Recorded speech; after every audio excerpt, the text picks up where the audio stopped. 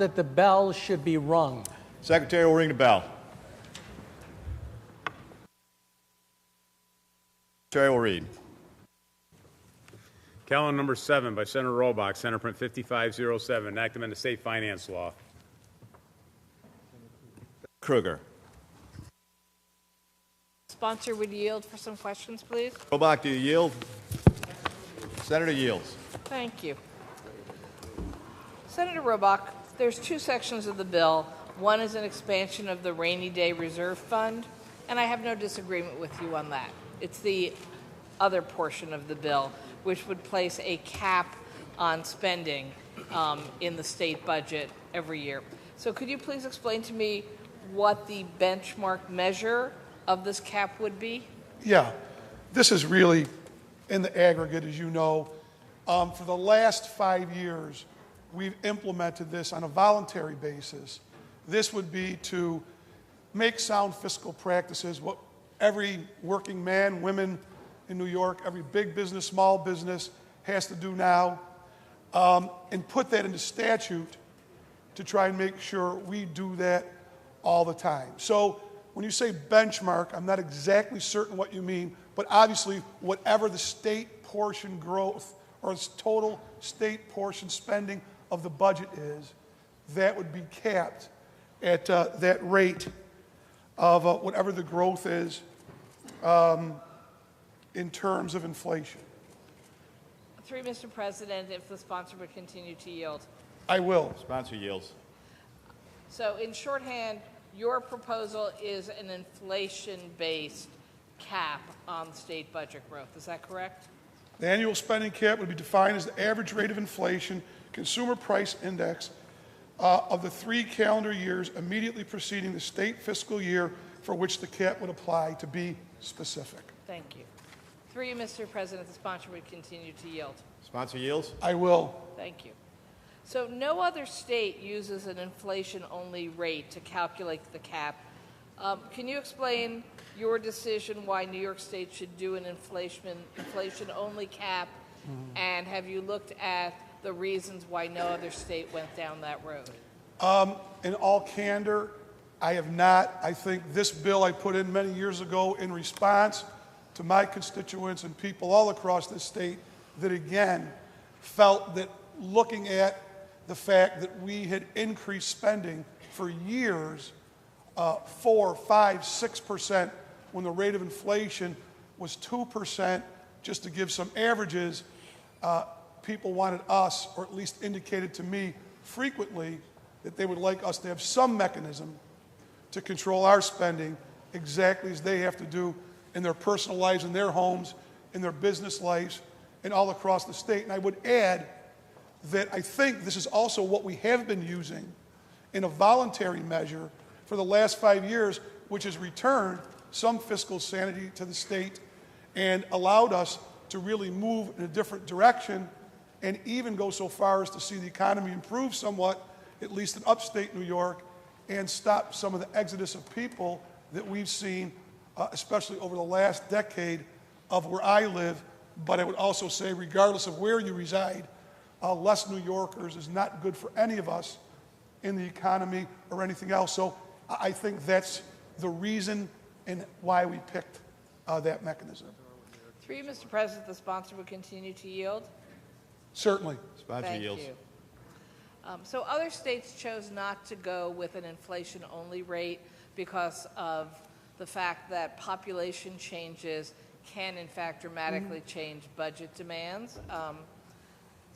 Just as a note as opposed to a question, in your budget cap, would increasing capital debt by a state be exempt from this, or would we have to, if we took on more debt, say for $100 billion in new construction, have to decrease the cost of other services in the budget to stay within the cap? Well, I certainly know, for example, if we get more money from the federal government, that would not impact that. I believe we already have a statutory ceiling debt, so I'm not sure what the correlation would be. I don't think, not certain, that would affect that. But I would say this, to you, is there another mechanism that you would support and perhaps get me to pass this bill in the other house if the capping mechanism was different to kind of control it and achieve the same thing? Because I could say to you in all candor, I would certainly be willing to work with you or anybody else to try and make this the law of the land. I think the experiment has worked now for 5 years, and certainly the response from the people I represent is very good, and we're seeing it bear some results. So if there, I'm really sincerely not aware of what the other states that cap their budget use, but if there is something that you think would be more beneficial and we could get agreement on, I would certainly be willing to work on you with that if you thought that was the case, Senator Krueger. Through you, Mr. President, the sponsor would continue to yield. I will. Sponsor yields. I want to thank the sponsor for inviting my opinions about how to make this a better bill, and I do think I could help us make it a better bill. I will just highlight before my next question a major concern with an inflation cap and a strict cap is that it puts chains around our hands as legislators to deal with changes in reality in our state. It ties our hands. It somehow actually decreases our ability to make changes on a year-to-year basis. There are other models for caps. The model that is used in 15 states is to benchmark the rate of growth of a budget to the gross and personal income of people in the state as opposed to an inflation rate. The research shows that tying it to inflation rate actually leaves you in a position where you end up having to cut services, particularly health and education services, more rapidly because of the cap. While if you adjust for income growth as your formula, you may not find yourself so limited. But even that model, I think, has flaws to it, but I would encourage the sponsor to look at the personal income growth as the base for a cap as opposed to a straight inflation rate. But to follow up with my question, Mr. President, does the sponsor have any concerns that when states have implemented caps in their own spending, what they do is decrease their local money, local revenue sharing, aid to localities is the language we use in our budgets because we limit how much money we have, hence we limit what we give our localities. And in other states that have gone down this road, that has resulted in local governments having to increase their taxes and their fees to pay for items that they no longer can draw money from the state for.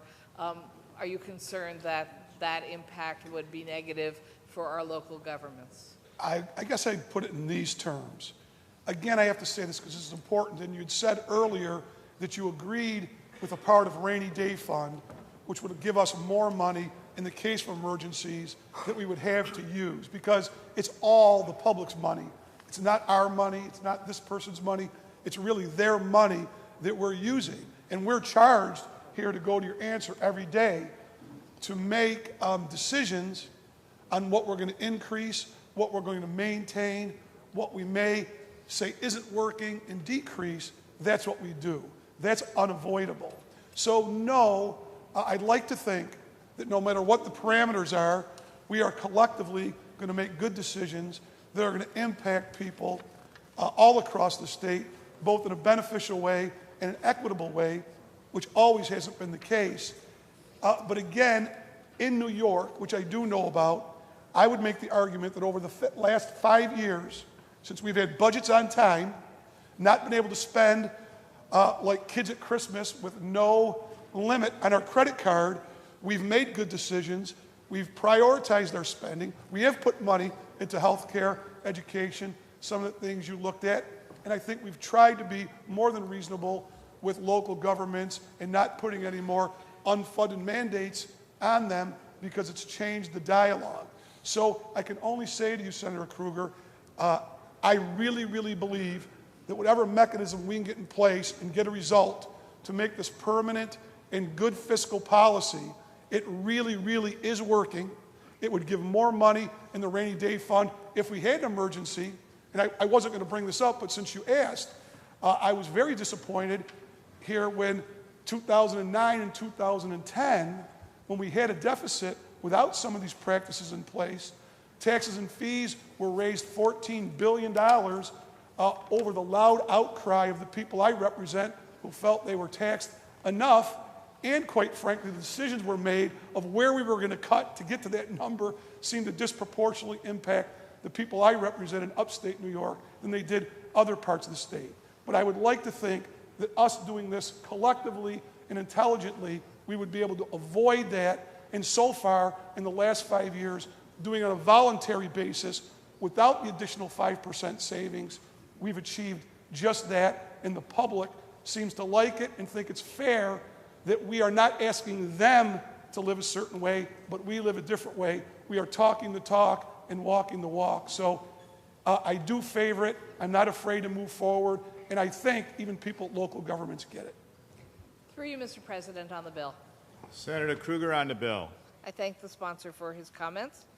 He and I do not agree on this bill, but he points out a number of things that I actually think argue against his own bill.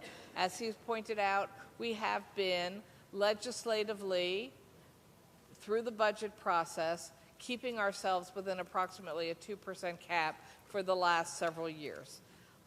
Yes, in 2008, 9, 10, the state found itself in an enormous deficit position, as did the federal government, as for the record, did the world, since we were in a global world turndown of the economy at that time, heavily influenced by bad decisions within our own financial sector. People should not forget that. But we did not have an adequate rainy day fund, which is why I continue to support the growth of a rainy day fund, although I think it's intended for emergencies, not the ongoing operating costs of localities if we were to have a cap based on inflation would result in our having every year more and more unfunded mandates where we would say to the localities, you can't get the money from Albany, I guess you better figure out how to do it yourselves. That wouldn't fall into the eligibility of emergency in the rainy day fund as I understand it in our law today. So we don't actually have the problem today, for the record, and we seem to be handling a balance of how much money comes in and goes out, perhaps not to anyone's satisfaction, but staying within the concept of growth. I do think if New York State were to explore a cap, there are a variety of models that would be better, but I would argue that if you look at the record from other states who have gone down that road, many of whom had to reverse their actions once they passed spending caps, we absolutely can do this in New York State without having an official spending cap. We can and should establish a more rigorous, comprehensive, balanced budget requirement. Some people think we have a requirement for a balanced budget here in Albany, but those of us who follow it know just on one day out of 365 do we have to have a balanced budget. And then we seem to violate that agreement the other 364 days of the year. We could move through the executive and legislative budgets to have a cash accrual model of determining our budgets and evaluating them. We should use generally accepted accounting principles in our budget planning. I have many years pointed out we pass bills in this House with no fiscal notes when we know there's real fiscal cost to ourselves or the localities, or my favorite legislative allowable trick. You pass a new program, you pass it to go into effect the last 2 months of a year, you define the cost as that cost, which is really only 1/6 the annual ongoing cost of the program, and you move along because you passed your piece of legislation. That's not an actual telling of the story, and we get ourselves into fiscal problems because of that. I would love to work with my colleague to require that any bills that pass this House, including budget bills, have to explicitly lay out what the annualized cost into the future is, what the annualized cost for a locality, not just for the state budget is, because that would be truth in budgeting and hold our feet to the fire to be more honest of the costs that we are transferring to our county and local governments. We could and should, as I said, enhance the state's rainy day fund, but define broadly and carefully what emergencies are. We could truly explore the role of ourselves in the budget process and the allowances we make for monies to be moved off budget through public authorities, debt through public authorities, where we don't ever really tell the public exactly how much debt we've taken on, who's responsible for paying it back, how we're going to pay it back. There are many things we can do to make our budget more equitable, more transparent to the public, and to use better accounting principles when doing our budget. Those too are models that we can find from other states. I would love to work on a bill with Senator Robach to go down that road instead of this bill, which he himself points out is quite a few years old, and life has changed since this bill was first introduced. And I think if we all do a little research, we'll see states that also once upon a time explored this model, including proud red states, concluded afterwards, no, this wasn't the right answer for them. We need to go down a different path. New York needs to go down a different path. So I appreciate the sponsor's commitment to this issue, as I know he understands my commitment to the issue. I think there's better answers for us to come to. I urge my colleagues to vote no. Thank you, Mr. President. Is there any other senator wishing to be heard? Seeing none, hearing none, debate is closed, and the secretary will ring the bell.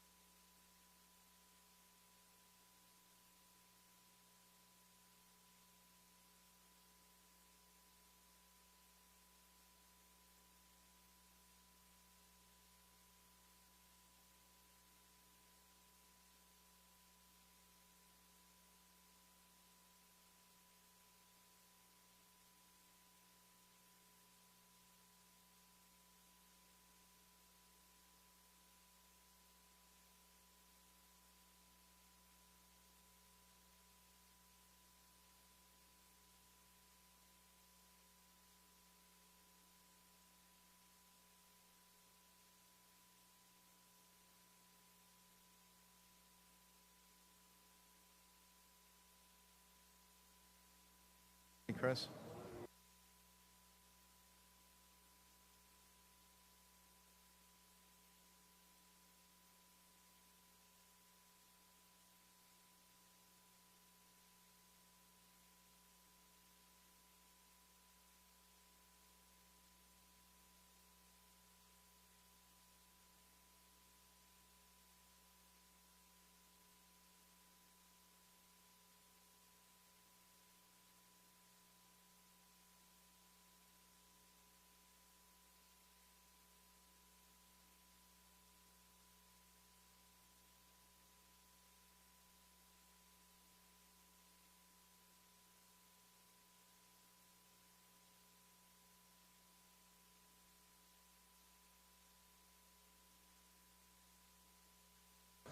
The secretary will read the last section.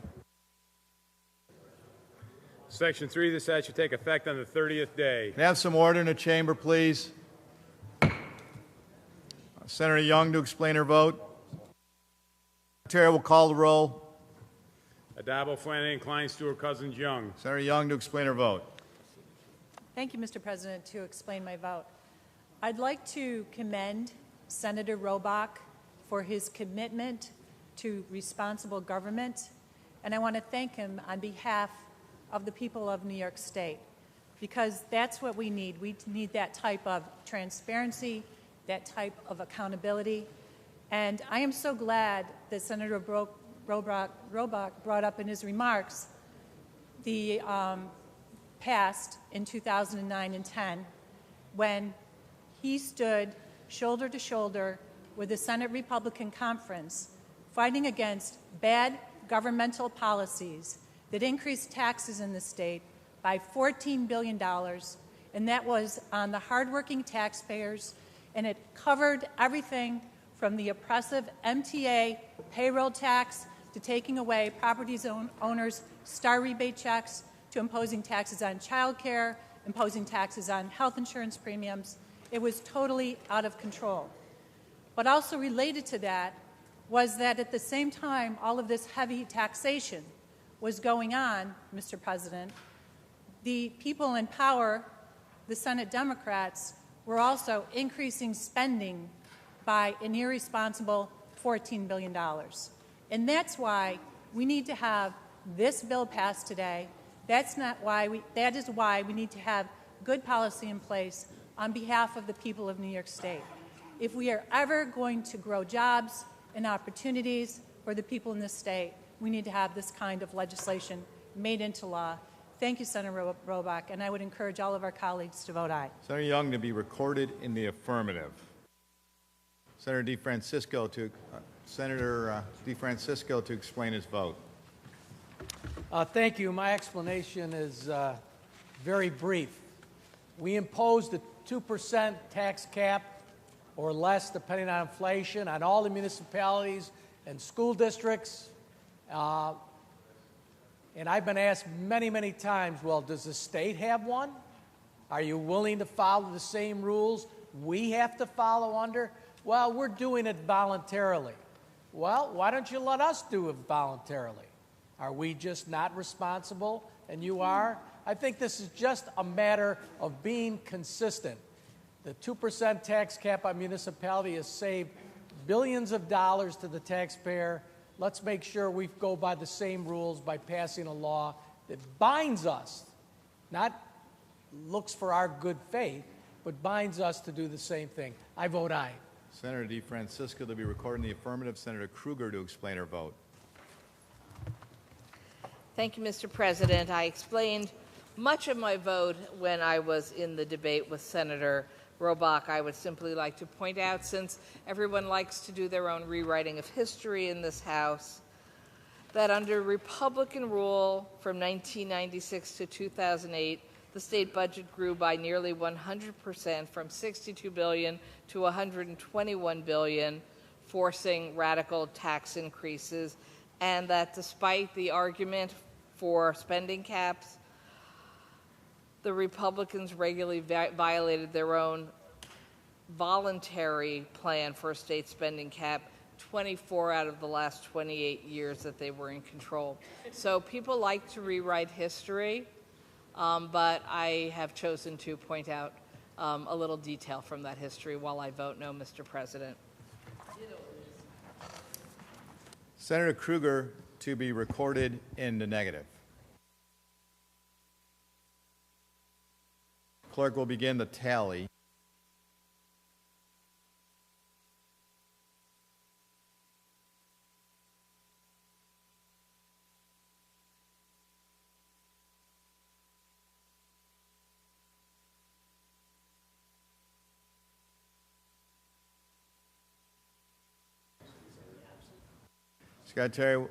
Secretary will announce the results.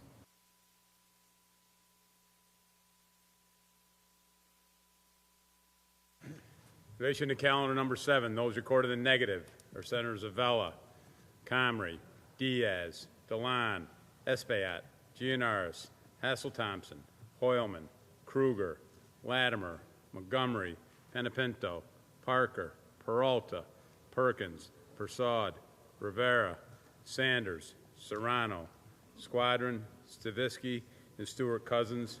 Absent from voting, Senator Hamilton. Ayes 39, nays 22. The bill is passed. Senator DeFrancisco. I believe that completes the non-controversial reading of the controversial reading of the calendar. That does complete today's controversial reading of the calendar. And I would just like to make one announcement that it was a good thing the Lieutenant Governor was here to share the burdens of the podium today, because Senator Griffo is getting older as we speak.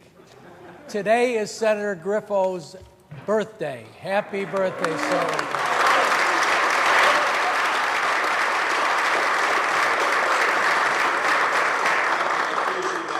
Francisco, but actually it's Saturday, but thank you for recognizing me.